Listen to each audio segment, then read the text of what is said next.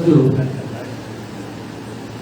ఈ కార్యక్రమానికి ఇందాక విచ్చేసి మనందరిని ఉద్దేశించి చక్కటి సందేశాన్ని ఇచ్చేటువంటి మన శ్రీకాకుళం జిల్లా కలెక్టర్ గారు శ్రీనివాస్, అట్లాగే వేదిక మీద నాతో పాటు ఆసీనటువంటి joint director Devendra Kumar, DSP గారు దిశ వెంకట గారు, అట్లాగే ఏసీఓ తులసి గారు, ఇంకా ఆర్జేడీ ఉన్నారు,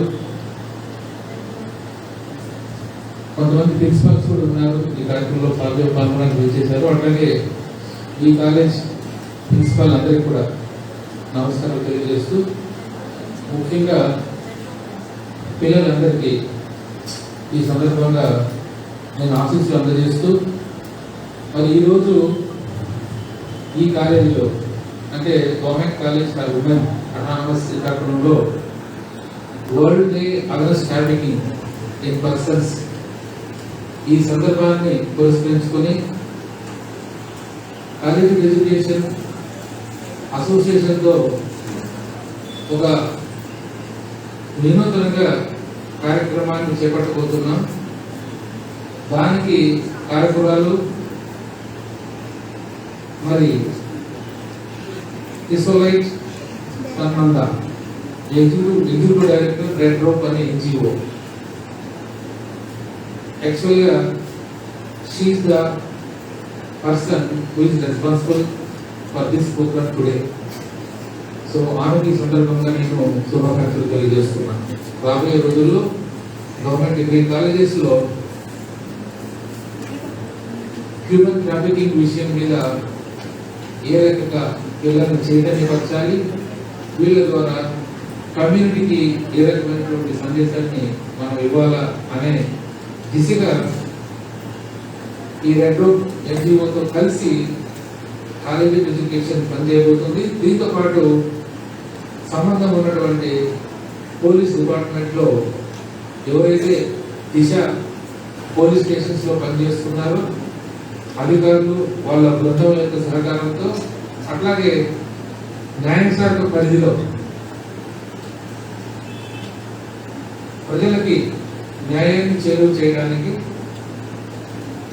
చట్టాల పట్ల అవగాహన కల్పించడానికి రాష్ట్ర స్థాయిలో స్టేట్ లీగల్ సర్వీసెస్ అథారిటీ అంటారు, అట్లాగే జిల్లా స్థాయిలో తాలూకా స్థాయిలో లీగల్ సర్వీసెస్ అథారిటీస్ ఉన్నాయి. వాళ్ళ యొక్క సహకారాన్ని కూడా మనం తీసుకుంటాం. అన్నిటికీ మించి ప్రభుత్వ పరంగా women development, child welfare activities ఎవరైతే జిల్లాలో చూస్తున్నారో ఆ డిపార్ట్మెంట్ యొక్క సహకారం కూడా మనం తీసుకుంటాం. సో ఏదేమైనప్పటికీ ఇందాక ఎగ్జిక్యూటివ్ డైరెక్టర్ రెడ్ రోప్ సంబంధ గారు హ్యూమన్ ట్రాఫికింగ్ గురించి చాలా చక్కగా మీ అందరికీ వివరించారు. దాంతోపాటు దిశ పోలీస్ స్టేషన్ డిఎస్పీ గారు కూడా ఏ రకంగా మహిళలు మరి ఈ ట్రాఫికింగ్కి గురవుతుంటారో ఆ విషయాలు కూడా ఆయన చక్కగా చట్టపరమైనటువంటి అంశాలను దృష్టిలో పెట్టుకొని మనందరికీ చక్కగా సమాచారాన్ని ఇచ్చారు. ఇందాక డిఎస్పీ గారు మాట్లాడుతూనే ఈ యాక్టివిటీ చేసే వాళ్ళు మన మధ్య ఉంటారు,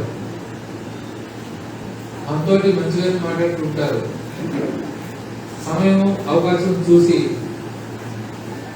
మరి ముఖ్యంగా పిల్లల్ని కావచ్చు, పెద్దవాళ్ళు కూడా ఈ ట్రాఫికింగ్ గురి చేసి ఆ తర్వాత వాళ్ళ జీవితాన్ని నరకమయ్యేటట్లు వాళ్ళు కారణమవుతున్నారు. దీంట్లో సమస్య ఏంటంటే ఒకసారి ఈ హ్యూమన్ ట్రాఫికింగ్ ప్రాసెస్లోకి వెళ్ళిన తర్వాత బయటపడడం చాలా కష్టం. మనం సినిమాల్లో కూడా ఎన్నో చూస్తుంటాం. నిజంగా సినిమాల ద్వారా ఎన్నో విషయాలు సందేశాత్మకంగా మనకు తెలుస్తుంటాయి. ఆ తర్వాత ఒకవేళ మనం విడుదలైనప్పటికీ కూడా రెస్ట్ ఆఫ్ ది లైఫ్ అంత కంఫర్ట్గా ఉండదు. దాని యొక్క ప్రభావం జీవితాంతం ఉంటుంది. బయటపడడం చాలా సంక్లిష్టమైనటువంటి విషయం. సో అను గురించే prevention is better than cure అంటారు హెల్త్ పరంగా. అట్లాగే ఇట్లాంటి విషయాల్లో మనం ఈ ఏదైతే ఈ సామాజికంగా ఒక పనికిమాలినటువంటి ఈ సామాజిక సమస్య ఉందో దానికి మనం గురి కాకుండా ఉండడమే మనం సురక్షితంగా ఉండడం అనే విషయం మనందరం కూడా గుర్తుపెట్టుకోవాలి. సో అందు గురించే దీన్ని నేను ప్రకాశం జిల్లాలో కలెక్టర్గా పనిచేసేటప్పుడు కూడా ఉమెన్ డెవలప్మెంట్ చేయగలిగిన విషయాల్లో చాలా ఎక్కువ శ్రద్ధ పెట్టి ముఖ్యంగా గ్రామ స్థాయిలో మహిళా పోలీసులందరినీ కూడా ఉమెన్ ప్రొటెక్షన్ లాస్ సంబంధించి, చైల్డ్ ప్రొటెక్షన్ లాస్ సంబంధించి అవగాహన కల్పించి చాలా చైతన్యపరిచి దానివల్ల ఎంతో మార్పు వచ్చింది కూడా. దాదాపు 1100 మంది గ్రామ సచివాలయాల్లో మహిళా పోలీసులుగా పనిచేస్తున్న వాళ్ళందరినీ కూడా ఆ రోజున లీగల్ సర్వీసెస్ అథారిటీ వారి తరఫున కార్యక్రమాన్ని నిర్వహించినప్పుడు సాక్షాత్తు ఎవరైతే చైర్మన్ గా స్టేట్ లీగల్ సర్వీసెస్ అథారిటీకి నిర్వహిస్తారో వాళ్ళంతా వచ్చారు. పోలీస్ వైపు నుంచి కూడా అడిషనల్ డీజీపీ స్థాయి వాళ్ళంతా వచ్చి ఈ మహిళా పోలీసులకు అందరికీ ముఖ్యంగా ఆ రోజున కూడా ఈ హ్యూమన్ ట్రాఫికింగ్ క్లాస్ మీద ఎన్నో విషయాలు వాళ్ళకి అవగాహన కల్పించడం జరిగింది. స్వయంగా బాధితులయ్యి ఒక స్వచ్ఛంద సంస్థను హైదరాబాద్ లో పెట్టి నడుపుతున్న సునీత కూడా ఆ రోజు ఇన్స్పిరేషన్ స్పీకర్గా పిలవడం జరిగింది. యాక్చువల్లీ ఇక్కడ కూడా పిలుతా ఉంటున్నాం కానీ సమయాభావం వల్ల కుదరట్లేదు. కాబట్టి ఇది ఒక సామాజిక సమస్య. పిల్లలు కాలేజీలో చదువుతున్నారు. మిమ్మల్ని ఒక మంచి గ్రాడ్యుయేట్స్ గా తీర్చిదిద్దడానికి కళాశాల స్థాయిలో ఏ రకమైనటువంటి చర్యలు తీసుకుంటే అది వీలవుతుందో ఆ క్రమంలో ఎన్నో కార్యక్రమాలకి ముఖ్యమంత్రి గారు ఇచ్చినటువంటి డైరెక్షన్స్ మీద శ్రీకారం చుట్టాం. అవన్నీ కూడా ఇంప్లిమెంట్ అవ్వడానికి కావాల్సినటువంటి ఒక ఎన్విరాన్మెంట్ ని కాలేజీలో తీసుకొస్తున్నాం.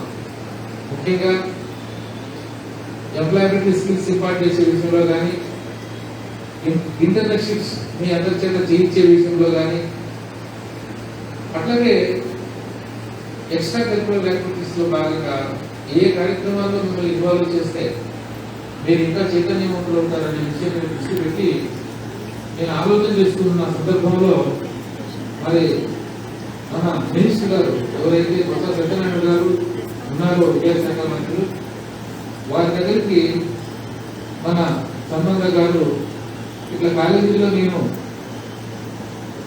ముఖ్యంగా హ్యూమన్ ట్రాఫికింగ్ విషయం మీద అవగాహన కల్పించే కార్యక్రమంలో రెడ్ రూప్ అనే ఎన్జిఓ ద్వారా మేము శ్రీకారం చుడతాం, చర్యలు తీసుకుంటాం, సహకారం కావాలని చెప్పి రిక్వెస్ట్ చేసిన మీదట మినిస్టర్ పర్సనల్ గా నాకు అప్పచెప్పి కాలేజీలో ఏ రకమైనటువంటి విధానాన్ని ప్రవేశపెడితే ఈ సోషల్ ఇష్యూని పిల్లల ద్వారా మనం అడ్రస్ చేయగలుగుతాము. ఇందాక ఏజీఓ గారు చెప్పినట్టు ఒక జనరేషన్ ని మనం అప్రమత్తం చేయాల్సినటువంటి అవకాశం దీని ద్వారా ఏర్పడుతుందన్నటువంటి కోణంలో ఆలోచన చేశాము. అట్లా ఆలోచన చేసి ఈ రోజున మన 165 కళాశాలల్లో ఈ ఏవైతే ఇందాక ఇన్క్లూజివ్ క్లబ్స్ అన్నామో వాటిని ఎస్టాబ్లిష్ చేయాలని నిర్ణయించడం జరిగింది. సో ఈ ఇన్క్లూజివ్ క్లబ్ లో కేవలం మనం హ్యూమన్ ట్రాఫికింగ్ అనేటువంటి ఒక అంశాన్ని తీసుకుంటే పిల్లలకి అది ఆడుగా అనిపిస్తున్నటువంటి దృష్టితో ఇంకా కొన్ని వాళ్లకు భవిష్యత్తులో ఒక మంచి మోరల్ క్యారెక్టర్ బిల్డ్ చేయాలంటే ఇంకా ఏం ఇంగ్రీడియంట్ అవసరమో దృష్టిలో పెట్టుకుని వాటిని కూడా యాడ్ చేయమని చెప్పి మేము నిర్ణయించుకున్నాం.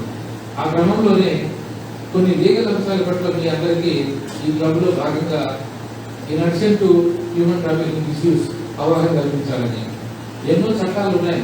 ముఖ్యంగా మహిళలను ఉద్దేశించి, చిన్నపిల్లలను ఉద్దేశించి, సమాజంలో బడుగు బలహీన వర్గాలకు సంబంధించి అవి అవుట్లైన్ గా మీకు అందరికీ తెలియజేస్తే మీకు అవగాహన కలుగుతుంది, చట్టాల మీద గౌరవం పెరుగుతుంది, భవిష్యత్తులో మరి నేరాలు కూడా తగ్గుతాయి.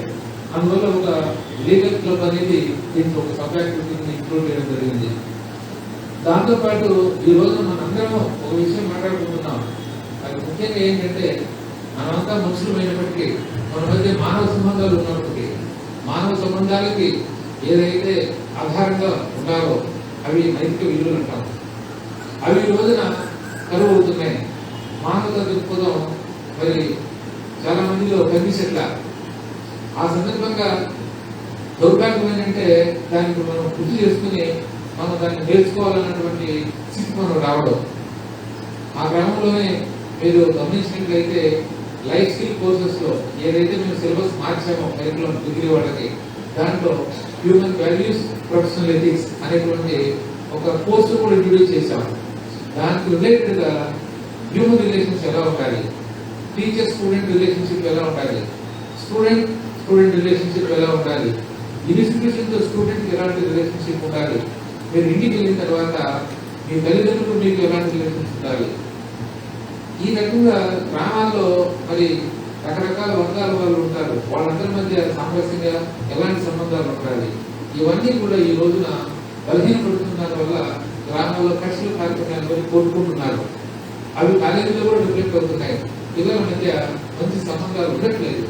సో వాటిని మనం ఒకసారి పునరుద్ధరించాలంటే హ్యూమన్ రిలేషన్స్ గురించి, వాటికి ఆధారమైనటువంటి హ్యూమన్ వాల్యూస్ గురించి, ఎథిక్స్ గురించి మనం ఒకసారి మననం చేసుకోవాలన్నటువంటి ఉద్దేశంతో ఈ క్లబ్ పెట్టి కొన్ని యాక్టివిటీస్ ద్వారా అవి మీకు ఇంప్లికేట్ అవ్వాలని. సపోజ్ కాలేజీలో మీరంతా కూడా ఇట్లా క్లబ్గా ఏర్పడినప్పుడు కాలేజీలో ఏదైనా ఒక స్టూడెంట్కి ఏదైనా ఇబ్బంది వచ్చింది అనుకోండి, ఈ క్లబ్ వెళ్ళి ఆ స్టూడెంట్ యొక్క సమస్య ఏమి, దానికి పరిష్కారం ఏమి కాస్త మీరందరూ కూడా విచారణ చేసి ఆలోచన చేసి భరోసా ఇవ్వాలని మా ఉద్దేశం. అప్పుడే హ్యూమన్ రిలేషన్స్ బలపడతాయి. అది purpose of the human relations. So ఇవి కాలేజీలో బలపడాలి. కాలేజీలో వీటి పట్ల అవగాహన పెరిగి మీరు మంచిగా నేర్చుకోవాలని. అట్లాగే కౌన్సిలింగ్ క్లబ్ అన్నాం. దీనికి ప్రధానంగా లెక్చరర్స్ తయారు చేస్తాం. ఈ కౌన్సిలింగ్ అంటే టెక్నాలజీ వాళ్ళు మనం జరుగుతున్నాం. ముఖ్యంగా పిల్లలు మీరంతా ఈ రోజున ఈ టెక్నాలజీ వల్ల ఏమైంది, అంతా మనం ఇంటర్నెట్ యాక్సెస్ అయిపోయాం. రోజులో మనం సెల్ ఫోన్ ద్వారా కానీ, ల్యాప్టాప్ ద్వారా కానీ, లేదా టీవీ ద్వారా కానీ ఏదో రకంగా కనెక్ట్ అయిపోతున్నాం. డిజిటల్ గా అన్ని విషయాలు మనకు తెలిసిపోతున్నాయి. పిల్లలు కూడా మనం కంట్రోల్ చేసే స్థితిలోకి వెళ్ళిపోయాం. తల్లిదండ్రులు ఎంత మేర కంట్రోల్ చేస్తారు, కాలేజీకి వస్తారు, ఏం చేస్తారు, ఇంకా ఈ టైంలో అంతా కూడా సెల్ ఫోన్ పట్టుకొని ఏం చూస్తారు, ఎవరికి తెలియదు. సమస్య ఏంటంటే ఆ సెల్ ఫోన్ ప్రపంచంలో అన్ని ఉన్నాయి. దాంట్లో మంచి ఉంది, చెడు ఉంది. సరే మంచి నేర్చుకుంటే సంతోషమే, మనందరం ఆహ్వానించదగ్గదే. కానీ మంచి కంటే పిల్లలు ఎప్పుడు కూడా ముఖ్యంగా ఈ కాలేజీలో చదివే స్థాయిలో 10వ తరగతి దాకా మీరేమో మరి మోరల్లెస్ ఒక ఏదంటామే ఏం చెప్పినా వినే స్థితిలో ఉంటారు. ఇంటర్మీడియట్ తర్వాత ఆ తర్వాత మొదలవుతుంది పిచ్చిలాంటిది. ఆ తర్వాత ఎవరు చెప్పినా మీకు ఏమి వినపడదు సరిగా. ఎందుకు వినాలి, ప్రశ్నించడం ఇట్లా. అది మీ తప్పు కాదు, సంవత్సరం తప్పు ఏమి కాదు. అది ఇంటర్మీడియట్ నుంచి డిగ్రీ దాకా అంటే దాదాపు మీకు 16 సంవత్సరాల నుంచి ఒక 20-21 సంవత్సరాలు వచ్చేదాకా ఒక రకమైనటువంటి అడ్వాన్స్ స్టేజ్ లో ఉంటాం మనం. అంటే ప్రతి ఒక్కటి మనకు అనుభూతిగా కనిపించడం, ప్రతి దాని పట్ల ఆకర్షితులు అవ్వడం, ఏది మంచిదో ఏది తెలియకపోవడం, మన శరీరంలో అట్లాగే మన మానసికంగా వచ్చే మార్పులు ఇవన్నీ కూడా ఆ టైంలో ఎక్కువ జరుగుతుంటాయి. సో ఆ సందిగ్ధ స్థితిలో చాలా మంది తప్పులు చేస్తుంటారు. ఆ క్రమంలోనే దీంట్లో పడుతుంటారు అనమాట, ఏది ట్రాకింగ్ దాంట్లో కూడా. సో అందు గురించి కొంతమంది మానసికంగా సమస్యలు కూడా లోనవుతారు. సో అందు గురించి తప్పనిసరిగా మనం ప్రతి కాలేజీలో కూడా ఒక కౌన్సిలింగ్ క్లబ్ అనేది ఉండాలి. అయితే ఈ సంఘటన స్థితిలో అందరు పిల్లలు ఇబ్బంది కూడేం కాదు. కొంతమంది వాళ్ళు నీట్గా మేనేజ్ చేయగలుగుతారు. మేనేజ్ చేసుకోలేక సతమతమయ్యేటువంటి పిల్లలు పొద్దునే ఉంటారు. వాళ్ళకంటూ మనం ఈ క్లబ్ అక్కడ ఎవరైనా ఉంటే కాలేజీలు గుర్తించి వాళ్ళని కాస్త మనం సరిచేస్తే వాళ్ళ మంచి డైరెక్షన్ లో ముందుకెళ్తారు. సో ఇది అట్లాగే ఎంటర్ప్రీనర్ చదువుకున్న వాళ్ళందరూ కూడా ఉద్యోగాలు రావాలంటే ఎక్కడి నుంచి వస్తాయి? మరీ ముఖ్యంగా గవర్నమెంట్ లో మన భారతదేశంలో ఆంధ్రప్రదేశ్ లో ముఖ్యంగా మనకు చదువు అంటే ఎందుకంటే గవర్నమెంట్ లో ఉద్యోగం రావాలి. గవర్నమెంట్ ఉద్యోగం రావాలంటే మనం ఏం చేసుకున్నా సరే మన జీతం వస్తున్నటువంటి నమ్మకం ఎక్కువ, అంతే కదా? ఏం పని చేసుకుని జీతం తీసుకోవచ్చు. వాస్తవంగా అది కరెక్ట్ కాదు. గవర్నమెంట్ లో ఉద్యోగాలు ఎంతమందికి ఇవ్వగలుగుతాం? 2,50,000 మంది ప్రతి సంవత్సరం డిగ్రీలు చదివి బయటకు వస్తున్నారు మన ఆంధ్రప్రదేశ్లో నుంచి. 2,50,000 మంది సంవత్సరానికి అంటే అన్ని ఉద్యోగాలు గవర్నమెంట్ ఇవ్వడానికి వీలు అవుతుందని చెప్పండి, ఎవరికి సాధ్యం కాదు. ఇది నేను కేవలం డిగ్రీ వాళ్ళ గురించే మాట్లాడా. ఇంజనీరింగ్ కాలేజీని కలుపుకుంటే మొత్తం మీద గ్రాడ్యుయేట్స్ అంతా కలిపితే 3-3.5 లక్షల మంది బయటకు వస్తారు. వాళ్ళందరికీ ప్రభుత్వ ఉద్యోగాలు దొరుకుతాయా? దొరకవు. సో అందు గురించి కొంతమంది అయినా సరే ఒక ఎంటర్ప్రీనర్ క్యారెక్టర్స్ కొంతమంది ఉంటారు. సో నేను ఉద్యోగం చేయడం ఏంటి, నేనే ఉద్యోగం ఇచ్చేసి వెళ్ళిపోకూడదు అని చెప్పి ఎంతో మంది బయటకు వచ్చిన తర్వాత అంటే చదువులు పూర్తి చేసుకుని ఏదో ఒక చిన్న పరిశ్రమ లాంటిదో ఏదో ఒక లెవెల్లో పెట్టి వాళ్ళు 10 మంది ఉద్యోగాలు ఇచ్చే వాళ్ళు కూడా ఉంటారు మనలో. దాంట్లో అనుమానం ఏం లేదు. అట్లా మనం కలిగితే ఎన్నో స్టార్టప్లతో మొదలెట్టి మరి కొద్ది కాలం తర్వాత ఒక మంచి స్థాయికి వెళ్ళినటువంటి సందర్భాలు ఈరోజు సమాజంలో ఎన్నో ఉన్నాయి. కాబట్టి కాలేజెస్ లో ముఖ్యంగా ఈ ఎంటర్ప్రీనర్ అంటే అట్లాంటి స్టూడెంట్స్ ఎవరైనా సరే ఒక 500 మంది కాలేజీలో ఉంటే ఒక 50-60 మంది ఇట్లాంటి ఎంటర్ప్రీనర్ క్యారెక్టర్స్ ఇస్తున్నటువంటి వాళ్ళు ఉంటే కనుక గుర్తించి వాళ్ళకి మనం ఇంకొద్దిగా సపోర్ట్ చేసామనుకోండి, రేపు బయటకు పోయిన తర్వాత ఓ 50 మంది ఒక్కొక్కడు ఒక 10 మందికి ఉద్యోగాలు ఇప్పించిన 500 మందికి ఉద్యోగాలు వస్తాయి. సో వాళ్ళు ఉద్యోగాల కోసం బయటకు వచ్చి ఆ ఉద్యోగం పోలేదు, ప్రభుత్వం ఏం చేసింది, వాళ్ళు ఏం చేశారు, వీళ్ళు ఏం చేశారు అని చెప్పి ఇట్లా పనిపారంగా ఆలోచన చేయడం తప్ప చేయకుండా వాళ్ళు ఏదో 10 మంది ఉద్యోగాలు ఇచ్చే క్రమంలో మనకు నిరుద్యోగ సమస్య తీరలేదు. సో ఇప్పుడు అర్థమైంది కదా ఈ క్లబ్లో ఉన్నటువంటి అంతరార్థం. సో అందు గురించి ఈ ఏవైతే ఈ ఇంక్లూజివ్ సెంటర్ అనే పేరు మీద 5 యాక్టివిటీస్ మనం పెట్టామో, ఇది యాంటీ హ్యూమన్ ట్రాఫికింగ్ తో పాటు మిగతా అన్నిటి పట్ల రాష్ట్ర స్థాయిలో ఎవరైతే ఈ క్లబ్ లో కాలేజీ వారిగా దీంట్లో స్టూడెంట్స్ కూడా పార్టిసిపేషన్ ఉంటుంది, లెక్చర్స్ ఉంటారు, ప్రిన్సిపల్ కూడా రెస్పాన్సిబుల్. దీనికోసం ఒక ఓరియంటేషన్ దిశానిర్దేశం చేయడానికి ఒక అప్డేట్ ప్రోగ్రామ్ ప్లాన్ చేస్తున్నాం. అది రాజమండ్రి మరి గవర్నమెంట్ డిగ్రీ కాలేజ్ అటానమస్, అది అన్నిటికీ సెంటర్. అది పిల్లలు కూడా చాలా మంది ఉన్నారు. ఆ పిల్లల మధ్య ఈ అవగాహన కార్యక్రమాన్ని రాష్ట్ర స్థాయిలో మరి legal services authority, police department, women development and child welfare, college of education అందరం కలిసి సంయుక్తంగా ఈ కార్యక్రమం నిర్వహించి ఆ తర్వాత మరి ఈ యాక్టివిటీస్ అన్ని కూడా ప్రతి కాలేజీలో రెగ్యులర్ గా జరిగే విధంగా సస్టైన్ ఇస్ వెరీ ఇంపార్టెంట్. ఏదో స్టార్ట్ చేసి ఆరంభ సులభం ఆ తర్వాత అందరం ఎవరి దారిలో నిలిపోకూడదు. ఏదైనా ఒకటి మొదలు పెడితే అది నడుస్తూ ఉండాలి. సో దీనికంతా కూడా ఒక ఎస్ఓపి అందరికీ పంపించడం జరిగింది ప్రిన్సిపాల్స్ కి. అది అందరికీ ప్రిన్సిపాల్ అందరూ కూడా స్టూడెంట్స్ కి వెళ్లే విధంగా మీరు క్లాస్ రూమ్ లో ఎవరైనా సరే లెక్చర్స్ ముఖ్యంగా హ్యూమన్ వాల్యూస్, ప్రొఫెషనల్ ఎథిక్స్ ఎవరైతే ఉన్నారో లేదా ఎంప్లాయ్మెంట్ స్కిల్ చెప్పే లెక్చరర్స్ ద్వారా ఈ సబ్జెక్ట్ అందరికీ పిల్లలకి ఒక పూట హాఫ్ అన్ అవర్ చెప్పేసేయండి క్లాస్ రూమ్ లో. నేను మాట్లాడేస్తే పిల్లలకి అందరికీ కూడా రాష్ట్రంలో 1,00,000 మంది పిల్లలు ఇప్పుడు డిగ్రీ కాలేజీలో చదువుతున్నారు, గవర్నమెంట్ డిగ్రీ కాలేజెస్ లో. సో 1,00,000 మందికి వీటి పట్ల అవగాహన రావాలి ముందు. సో తర్వాత ఈ క్లబ్స్ ని ఒక సస్టైన్ మోడ్ లో డిగ్రీ కాలేజెస్ లో ఒక కార్యక్రమంలో భాగంగా మీ అకాడమిక్స్ లో కూడా భాగంగా ఏ రకంగా చేసి దీన్ని ఒక ప్రతి 3 సంవత్సరాల పరిధిలో పిల్లలందరూ కూడా ఈ విషయాల పట్ల అవగాహన కలగాలని. సో ఈ రకంగా ప్రతి ఒక్క స్టూడెంట్ మన డిగ్రీ కాలేజీలో చదివేటప్పుడు ఎంప్లాయబిలిటీ స్కిల్స్ మీద నేర్చుకోవాలి, ఇంటర్న్షిప్స్ పద్ధతులు చేయాలి, ఈ సోషల్ యాక్టివిటీస్ పట్ల చైతన్యం కలగాలి. మీ ఒరిజినల్ డిగ్రీ కోర్సులు ఏవైతే ఉన్నాయో అవన్నీ కూడా బాగా చదువుకొని మంచి నాలెడ్జ్ ని గెయిన్ చేయాలి. అప్పుడు మీరు 3 సంవత్సరాల తర్వాత బయటకు వెళ్తే సంపూర్ణమైనటువంటి ఒక గ్రాడ్యుయేట్ గా మీరు తయారై మీ జీవితాల్లో మీరు చక్కగా ఉన్నత స్థితి చేరుకుంటారని ఆశిస్తున్నాను. అందరికీ ధన్యవాదాలు.